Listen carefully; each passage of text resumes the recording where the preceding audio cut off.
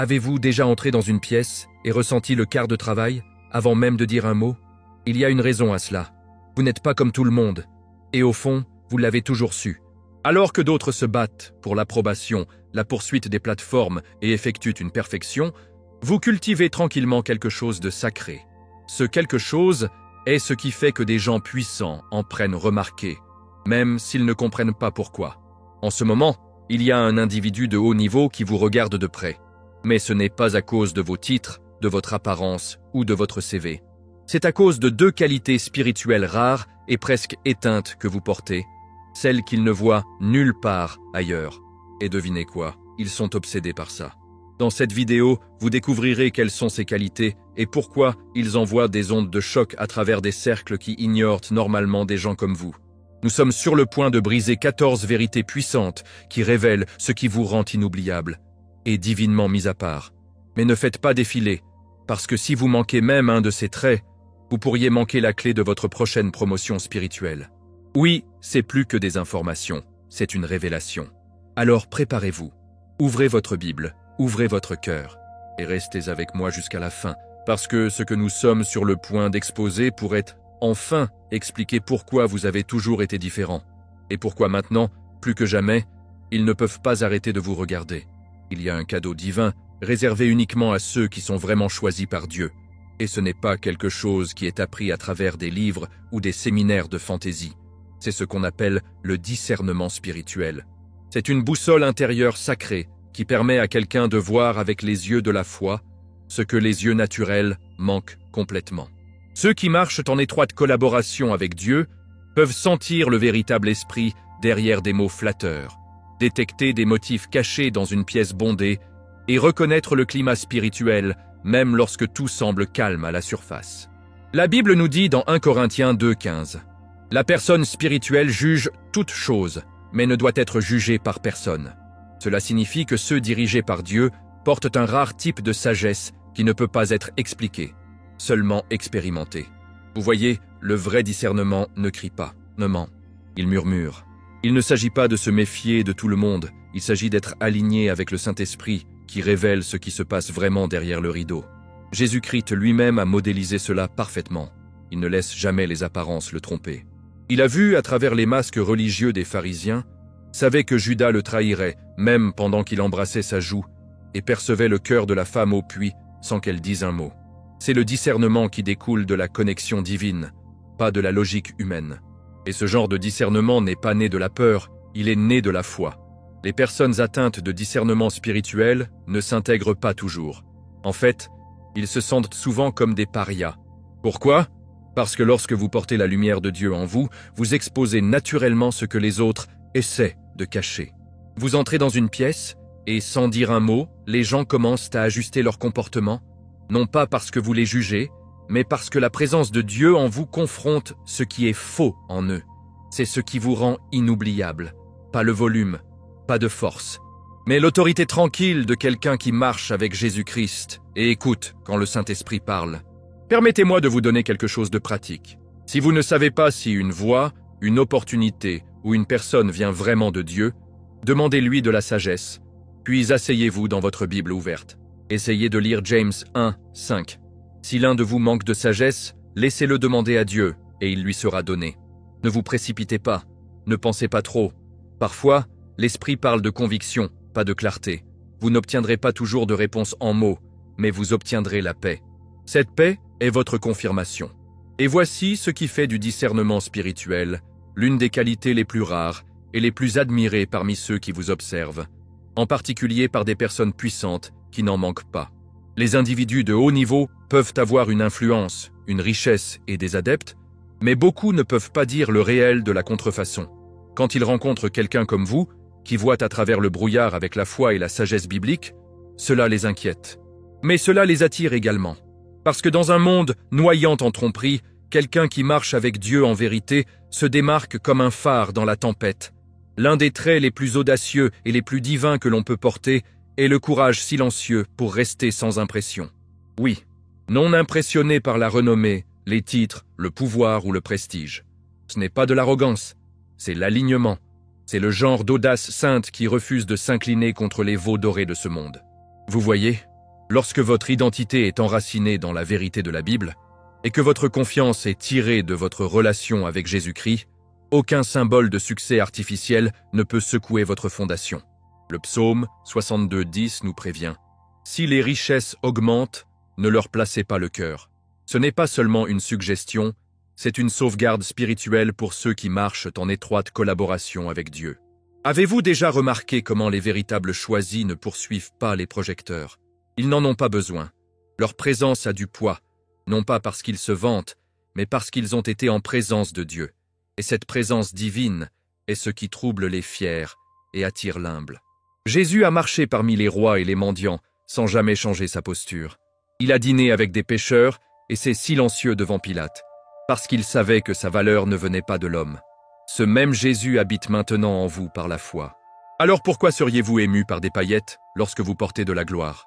Il faut de la force, une force réelle et spirituelle, pour s'asseoir dans une pièce pleine de gens puissants, et non pas le tressaillement, pas plus flatté, pas le rétrécissement. Vous voyez à travers la fumée et les miroirs, parce que vous ne cherchez pas d'applaudissements, vous écoutez la mission. Les gens avec ce genre de détachement sain comprennent que le statut externe est temporaire. Dieu regarde le cœur, pas les gros titres. Et lorsque votre cœur bat en synchronisation avec celui de Dieu, votre discernement s'affiche, votre confiance se développe et votre humilité devient inébranlable. Voici un test simple. Lorsque vous rencontrez une personne importante, votre esprit se rétrécit-il ou s'arrête-t-il? Ressentez-vous le besoin de faire vos preuves ou reposez-vous dans votre identité donnée par Dieu? Proverbe 29-25 nous rappelle « La peur de l'homme pose un piège, mais quiconque fait confiance au Seigneur est en sécurité. » Cette sécurité était votre superpuissance. Lorsque votre foi est ancrée en Dieu, vous n'avez plus besoin de rivaliser ou de comparer, parce que vous comprenez que votre valeur n'a jamais été à débattre. Et vous savez ce qui secoue le plus les gens. Quand quelqu'un entre dans une pièce et valorise le caractère sur le charisme. Quand il voit des combinaisons concepteurs passer et des sourires coûteux et se concentrer sur le fruit, pas l'image. Ce type de présence est rare, c'est troublant, c'est magnétique. Et des individus de haut niveau, même s'ils ne le disent pas, le remarquer immédiatement. Pourquoi? Parce qu'ils confrontent tout son monde sur leur monde. Et sans savoir pourquoi, ils se penchent. Parce que votre immobilité parle plus fort que leur bruit. Dans un monde où tant de plis pour la commodité, la popularité ou un profit rapide, il reste une race rare de personnes dont l'intégrité ne peut pas être achetée. Pas avec influence, pas avec des opportunités, pas même avec peur.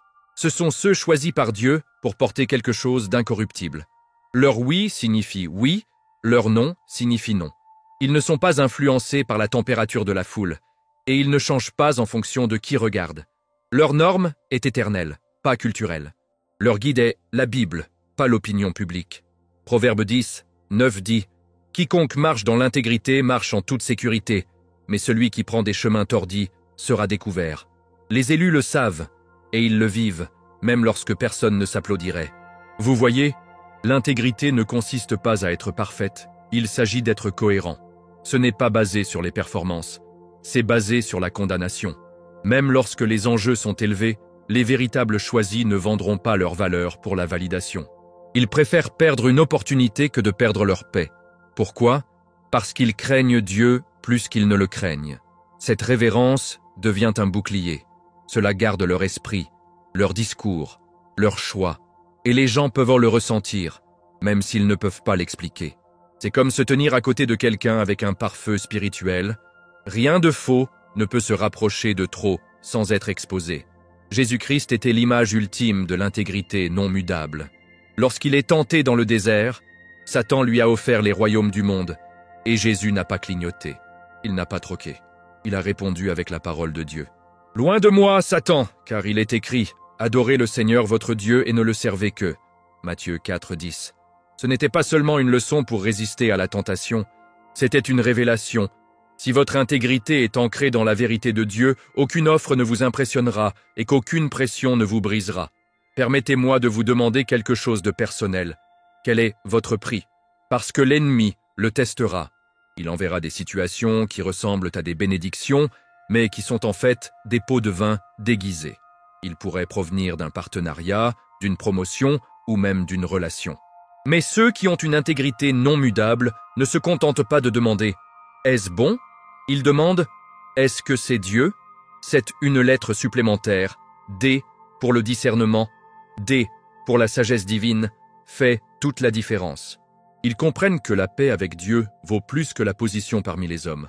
C'est précisément pourquoi les individus de haut niveau sont attirés par des gens comme vous. Vous ne jouez pas au jeu qu'ils ont maîtrisé. Vous n'êtes pas impressionné par ce qu'ils ont construit, car vous savez qui vous a construit. Votre intégrité est troublante, mais aussi profondément attrayante. Dans un monde plein de masques, quelqu'un qui vit en vérité est révolutionnaire. Et qu'il l'admette ou non, il vous admire, parce qu'au fond, il souhaite avoir ce que vous portez. Une vie intérieure si enracinée en Dieu que même les offres les plus bruyantes ne peuvent pas secouer votre fondation. Il y a quelque chose de profondément sain chez une personne qui porte la guérison en sa présence sans même essayer. Il ne l'annonce pas, ne le marque pas ou ne le transforme pas en spectacle. Il se présente simplement, ancré, authentique, plein de foi, et les gens autour d'eux commencent à se sentir plus légers. Leurs mots calment la tempête, leur réconfort de silence et leur présence devient un refuge. Ce n'est pas parce qu'ils poursuivent la validation ou la construction d'une plateforme. C'est parce qu'ils ont permis à Jésus-Christ de les guérir si profondément qu'ils débordent maintenant sans effort. Isaïe 30:15 dit « Dans le silence et la confiance, c'est votre force. Et ceux qui marchent dans cette force n'ont pas besoin de prouver qu'ils sont des guérisseurs. Ils le sont simplement. » Dans le monde d'aujourd'hui, où même la guérison peut devenir une performance, une démonstration mise en scène de croissance et de transformation pour les likes, suivis et applaudissements, il est rare de rencontrer quelqu'un qui vit simplement ce qu'ils ont appris. Ces individus ne font pas afficher leurs cicatrices, ils les portent avec grâce. Ils ne parlent pas sans cesse de leur douleur. Et pourtant, quand ils le font, vous sentez que le ciel bouge. Pourquoi ? Parce que leur guérison ne provenait pas de livres d'entraide ou d'inspiration sur les réseaux sociaux. Cela venait de Dieu. Des nuits de pleurs devant le Seigneur. Des prières chuchotaient à travers les dents serrées. Des écritures serrées comme des lignes de vie dans l'obscurité. Prenez le psaume 147, 3. Par exemple, il guérit le cœur brisé et lie leurs blessures. Ce ne sont pas des peluches poétiques, c'est une réalité spirituelle pour les élus. Ceux qui ont traversé des vallées de désespoir et qui ont toujours émergé de joie savent quelque chose qui ne peut pas être enseigné. Et parce qu'ils n'ont pas précipité le processus, leur guérison porte de la puissance. Les gens se sentent en sécurité autour d'eux. Ils se sentent vus. Non pas parce que ceux choisis essaient d'être impressionnants, mais parce qu'ils incarnent l'authenticité. Ils ne citent pas la Bible pour paraître profondément. Ils le vivent, respirent, marchent. Et c'est ce qui les distingue. Vous ne réalisez peut-être même pas la guérison que vous apportez juste en existant. La façon dont vous écoutez sans jugement. La façon dont vous priez sans vous faire pour vous. La façon dont vous partagez votre histoire sans la transformer en une fête de pitié ou une stratégie de marque. Tout cela crée un espace pour que les autres respirent. Espérez à nouveau. Pour croire que peut-être, juste peut-être, Dieu ne les a pas oubliés.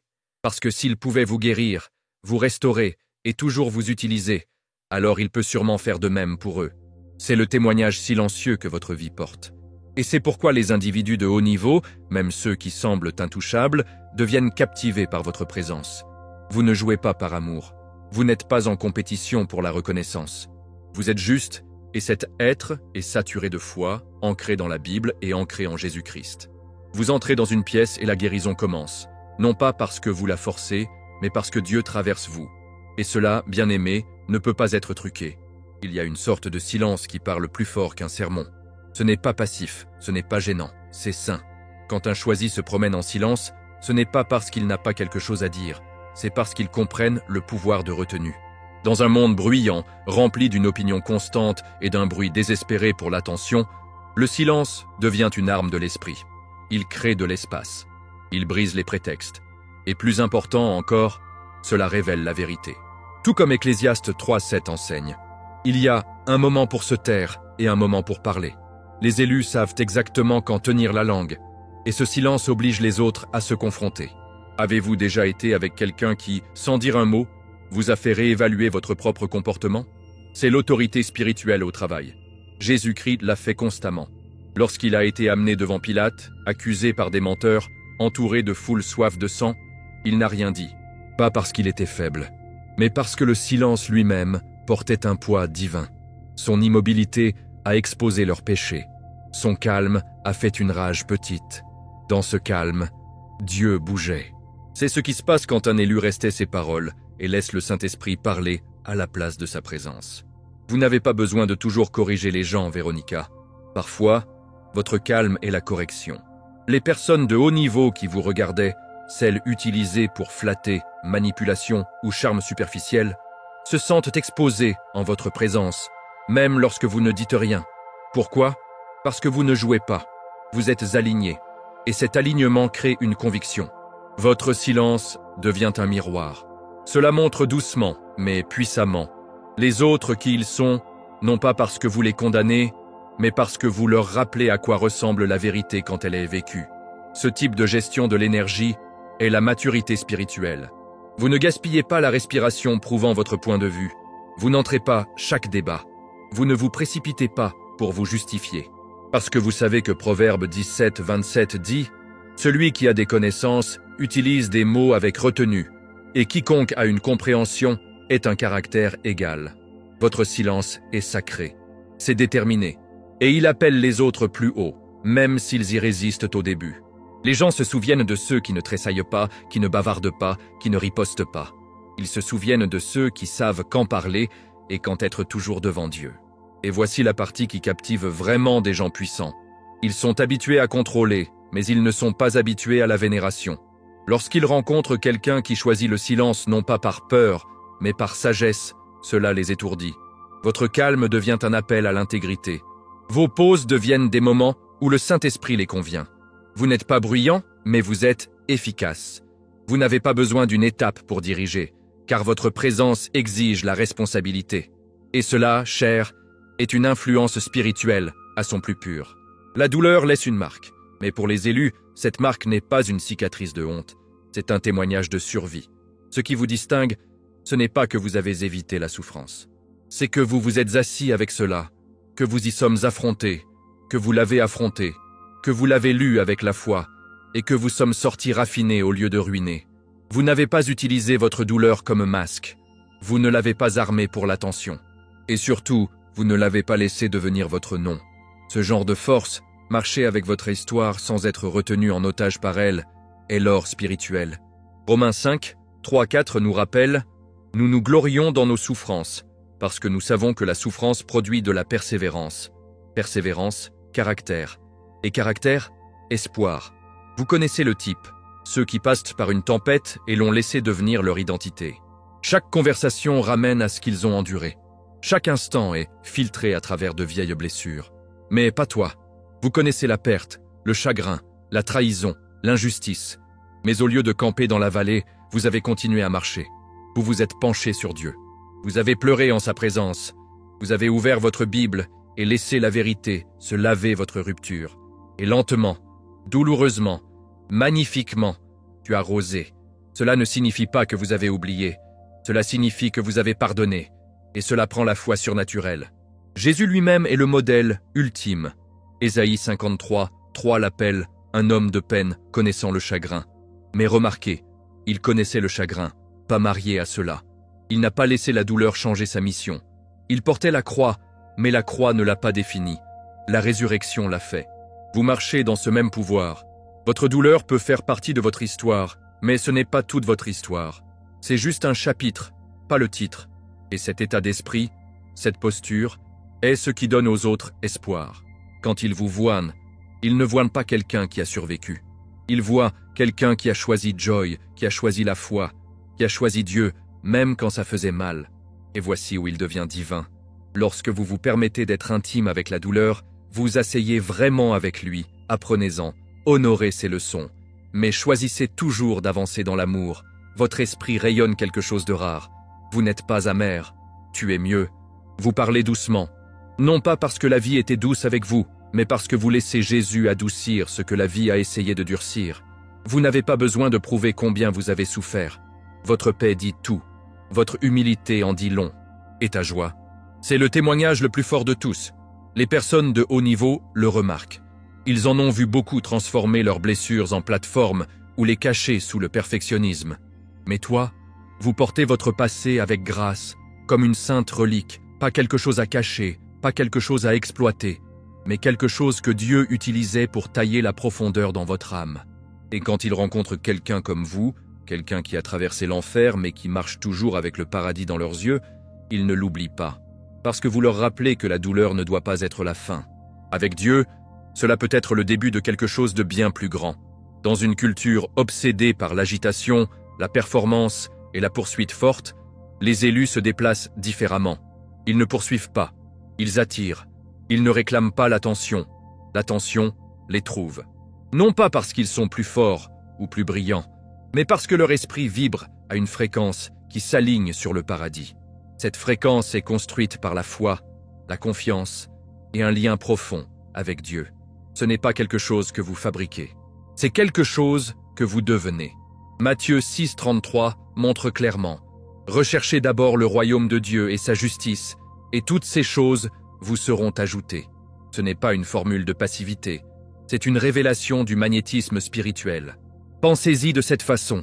Lorsque vous êtes aligné sur votre but divin, en marchant dans l'obéissance à Jésus-Christ, vous devenez comme une fourche de réglage pour l'esprit.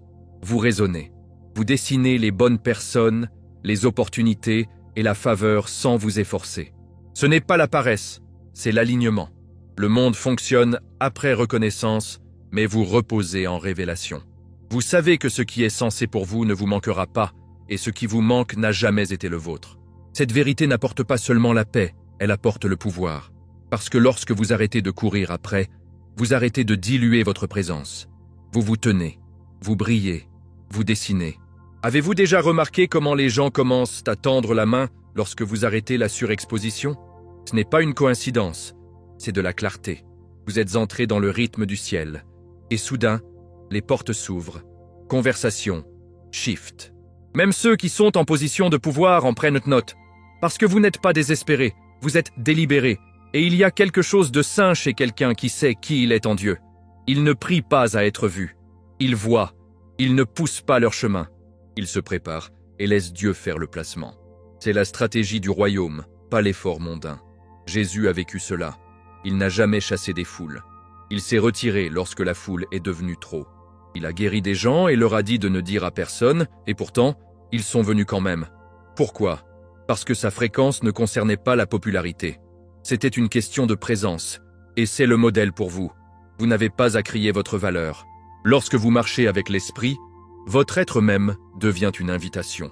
Et ceux destinés à marcher avec vous, que ce soit des individus de haut niveau, des connexions divines ou des affectations futures, vous trouvera, parce que votre fréquence est réglée au paradis. Et c'est exactement ce qui trouble le puissant. Vous n'essayez pas de les impressionner, vous ne poussez pas votre chemin, vous ne jouez pas, vous êtes simplement aligné. Vous portez une paix qui confond le effréné, une confiance qui n'a pas besoin d'applaudissements, et une présence qui attire les gens comme la gravité.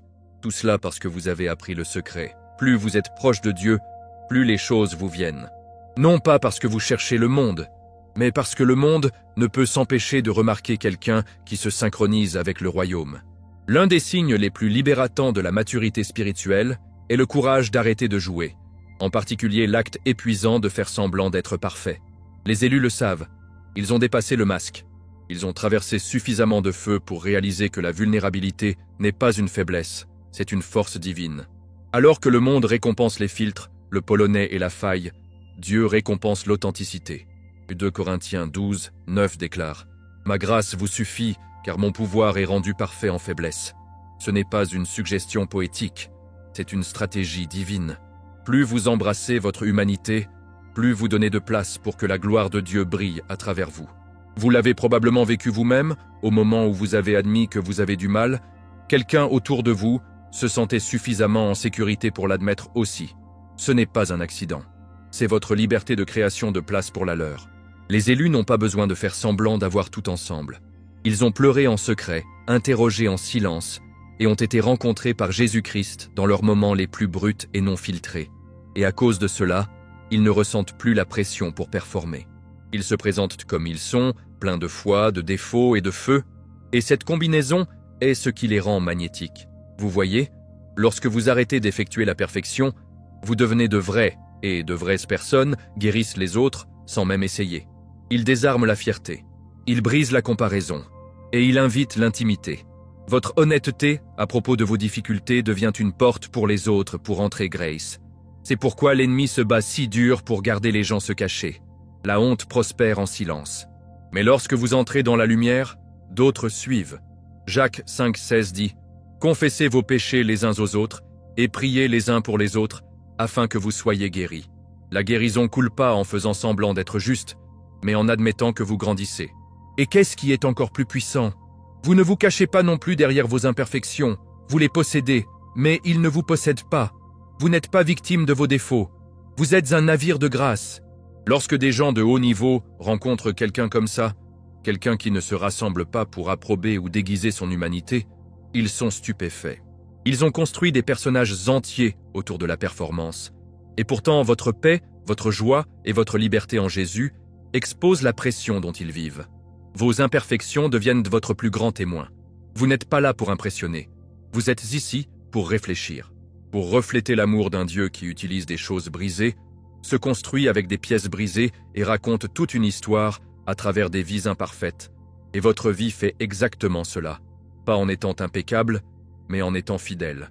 Vous êtes un rappel de marche que Dieu n'a pas besoin de perfection, il a besoin de se rendre. Et cette liberté est contagieuse. Il y a quelque chose de rare et de sacré chez une personne qui sait conserver de l'espace pour les autres, pour les voir vraiment, les écouter, honorer leurs émotions, sans absorber leur chaos ou se perdre dans le processus. C'est un équilibre délicat que seuls ceux qui sont profondément enracinés en Dieu peuvent de maîtriser. Ils apparaissent avec compassion, mais pas codépendance. Ils portent de l'empathie, sans s'en mêler. Et cette capacité ne vient pas de l'effort humain. Il vient de la mise à la terre spirituelle. Galates 6, 2 dit « Portez les charges de l'autre, et de cette façon, vous accomplirez la loi du Christ. Mais cela ne dit jamais de porter leur identité aussi. Beaucoup sont loués pour être forts, l'assistant, le fixateur. Mais à huis clos, ils sont drainés, dépassés, et souvent perdus dans le bruit émotionnel des autres. Ce n'est pas un vrai soutien spirituel, c'est une déplétion spirituelle. Les élus, cependant, ont appris à garder leur centre. Ils offrent de la sagesse, de l'amour et de la présence. Mais ils retournent à l'endroit secret avec Dieu pour se recharger. Ils ne confondent pas être nécessaires avec entier. Ils savent que leur intégralité vient de Jésus-Christ, et non de la résolution de la crise de tous les autres. Lorsque Jésus a exercé son ministère, il était pleinement présent. Il a touché les lépreux. Il pleura avec le deuil. Il a écouté le désespéré. Mais il s'est également retiré souvent pour prier. Il savait quand s'engager et quand reculer. Luc 5, 16 nous dit « Mais Jésus s'est souvent retiré dans des endroits solitaires et a prié. Ce n'était pas une faiblesse, c'était la sagesse. Il a donné, mais il n'a pas saigné.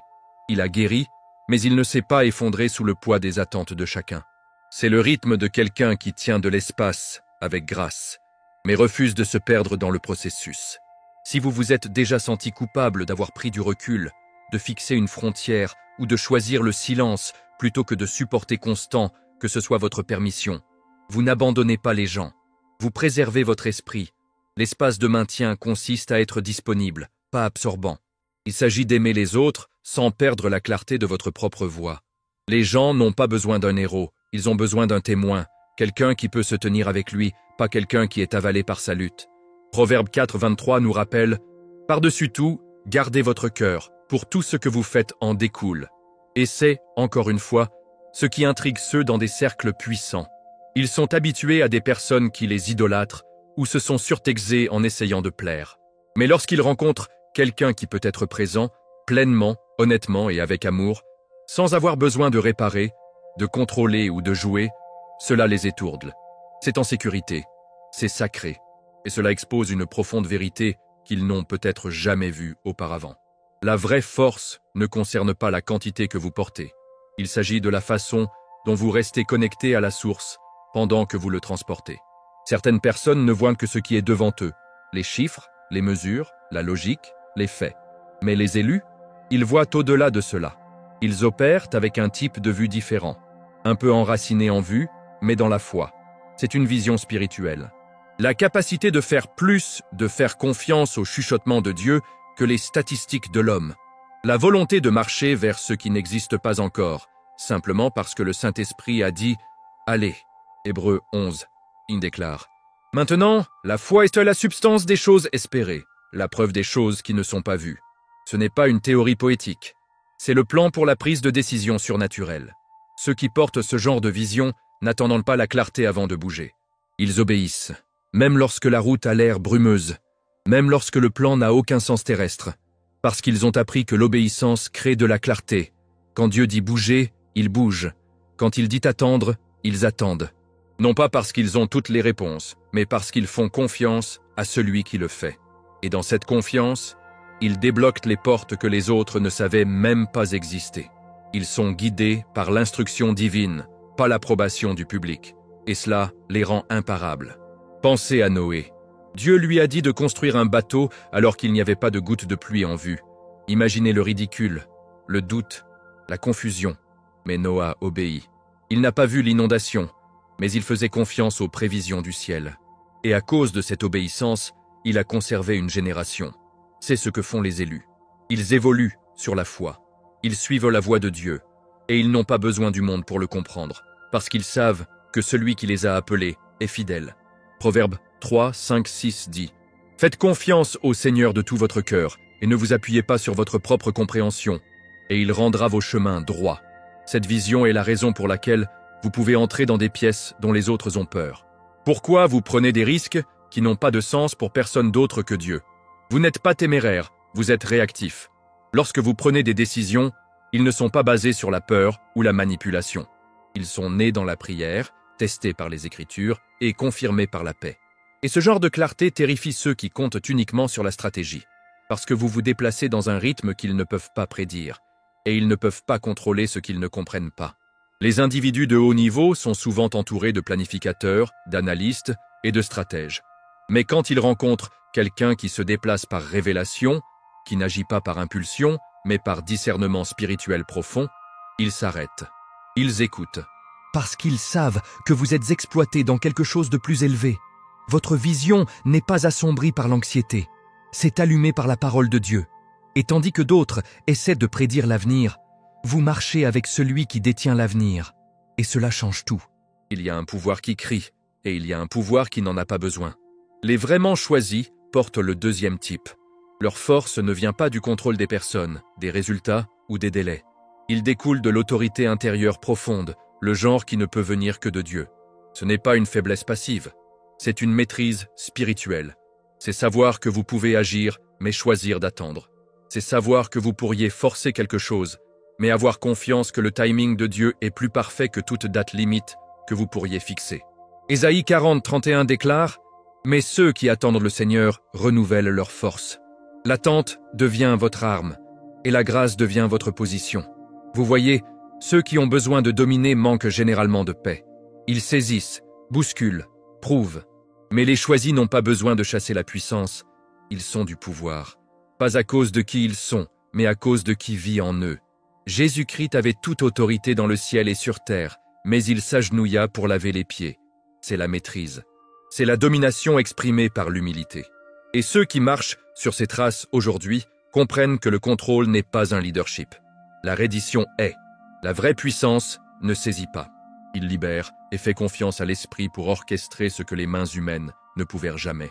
Pensez au nombre de fois que Jésus aurait pu fléchir son autorité, lorsqu'il est faussement accusé, lorsqu'il est trahi, lorsqu'il se moque, mais il ne l'a pas fait. Il se déplaçait dans le silence, l'obéissance et le but, faisant confiance à la volonté du Père au-dessus du bruit de l'homme. Jean 19, 11 dit « Vous n'auriez aucun pouvoir sur moi s'il ne vous était pas donné d'en haut. » C'est le niveau de confiance que les choisis portent. Ils ne sont pas secoués par l'injustice ou le retard. Ils savent qui leur a donné leur mission, et ils savent que cela ne peut pas être volé, même lorsque les choses apparaissent en désordre. Ce genre de maîtrise secoue ceux qui sont dépendants du contrôle. Les personnes de haut niveau augmentent souvent en contrôlant les environnements, les résultats et les impressions. Mais quand ils rencontrent quelqu'un qui n'a pas besoin de forcer les choses pour obtenir des résultats, ils sont désarmés. Vous pouvez le voir dans la façon dont ils s'arrêtent, dans la façon dont ils écoutent plus longtemps. Parce qu'ils ne sont pas habitués à quelqu'un qui laisse venir les choses plutôt que de les chasser. Votre calme, votre retenue, votre présence calme, elle parle de quelqu'un soutenu par le ciel. Et l'ironie, ce refus de contrôler, est ce qui vous rend si puissant. Vous vous déplacez dans la patience, mais votre présence déplace les atmosphères. Vous attendez, mais les choses s'accélèrent autour de vous. Vous cédez et les portes s'ouvrent seules. Pourquoi? Parce que vous avez appris que le contrôle est une illusion, mais la foi est une force. Et lorsque votre confiance est ancrée en Dieu, lorsque vous faites plus confiance à l'alignement divin que les délais ou la domination, vous arrêtez d'essayer de jouer Dieu et commencez à marcher comme quelqu'un qui le connaît intimement. Tout le monde a des blessures, mais tout le monde ne laisse pas Dieu transformer ses blessures en sagesse. Ce qui distingue les élus, ce n'est pas qu'ils n'ont pas souffert, c'est qu'ils ont refusé de laisser cette souffrance écrire leur identité. Ils ne se promènent pas en prétendant que la douleur ne s'est pas produite. Ils le reconnaissent, ils en parlent, si nécessaire. Mais ils le font d'un lieu de guérison, pas de victimisation. Ils ne cachent pas l'histoire, ils ne le laissent tout simplement pas devenir le titre.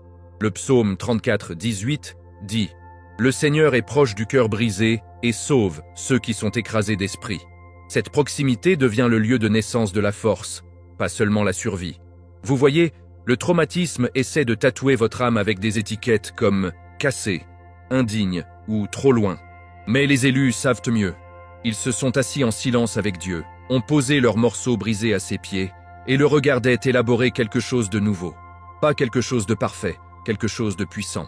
Ils n'ont pas honte de l'endroit où ils ont été, car cela témoigne de la grâce qui les a portés. Et quand ils parlent de leur passé, ce n'est pas pour remanier la douleur, mais pour libérer le pouvoir trouvé en rédemption. Jésus nous a montré cela lui-même. Après sa résurrection, il avait toujours des cicatrices. Jean 20, 27 nous dit qu'il leur a montré Thomas, non pas pour se vanter dans la douleur, mais pour prouver le pouvoir.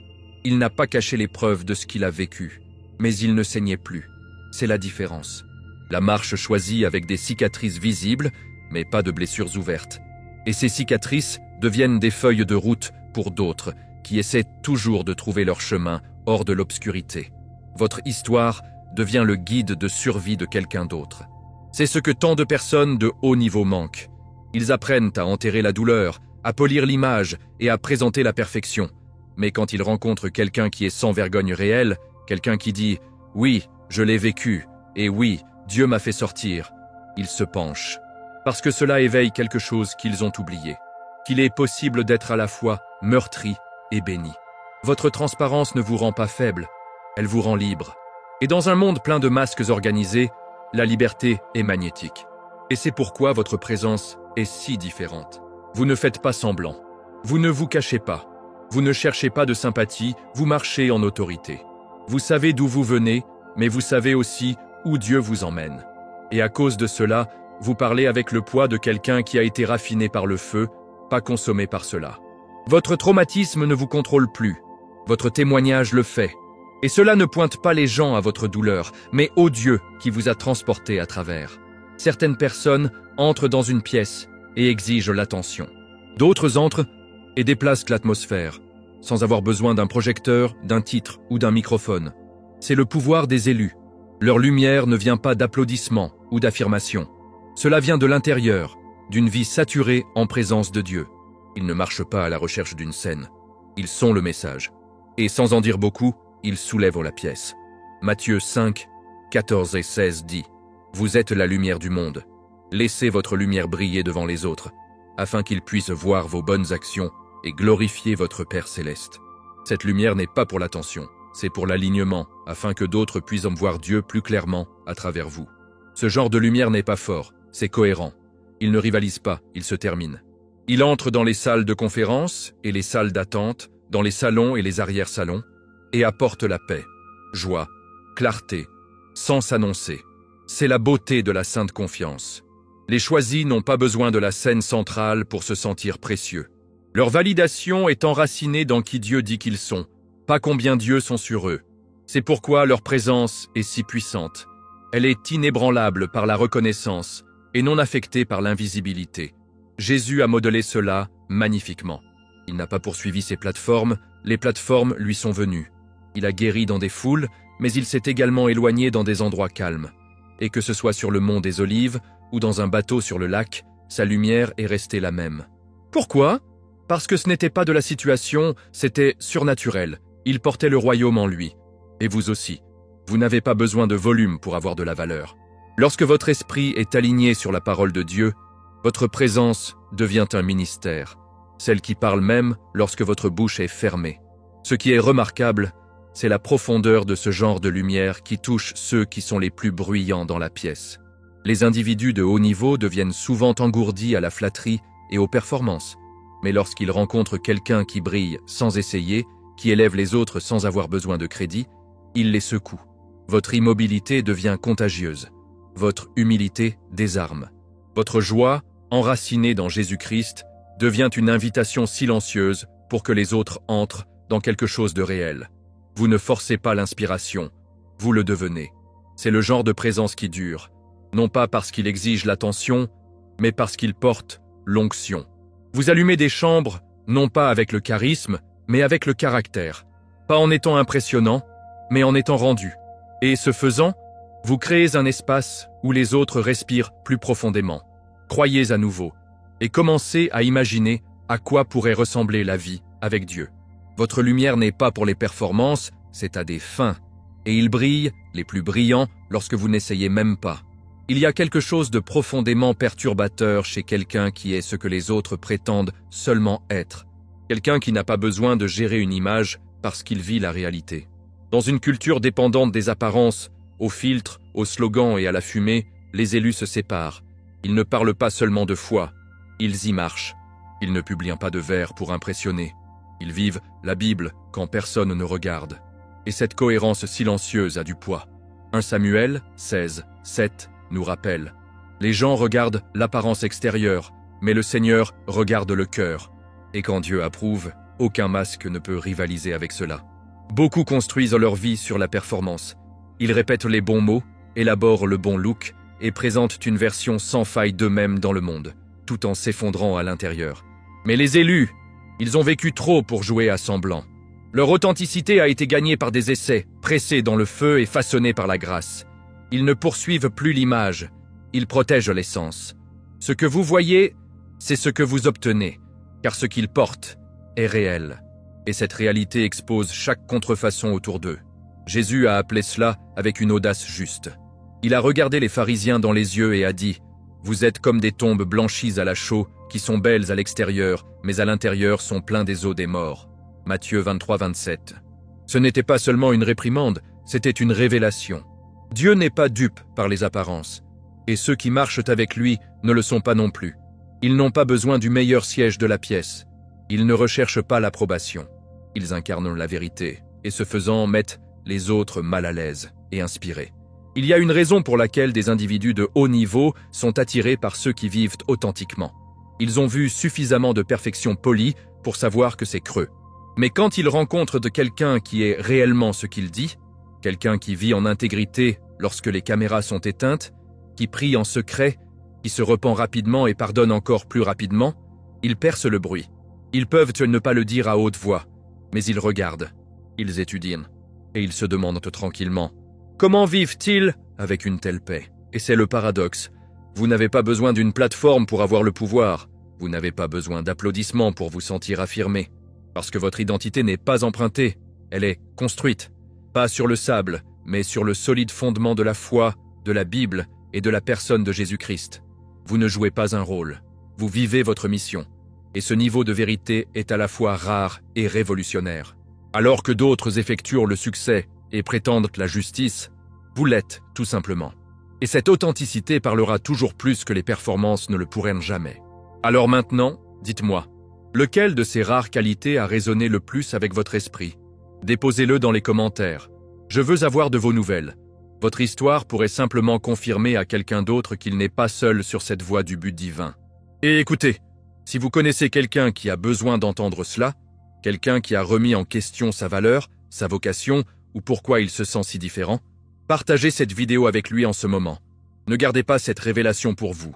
Avant de partir, appuyez sur ce bouton d'abonnement, activez les notifications et assurez-vous de ne pas manquer ce qui va suivre, car la prochaine vidéo exposera exactement comment Dieu cache ses navires les plus puissants à la vue. Jusque-là, marchez dans l'audace, marchez dans la foi et n'émoutenez jamais ce que Dieu a placé en vous. C'est José, et je vous verrai dans le prochain.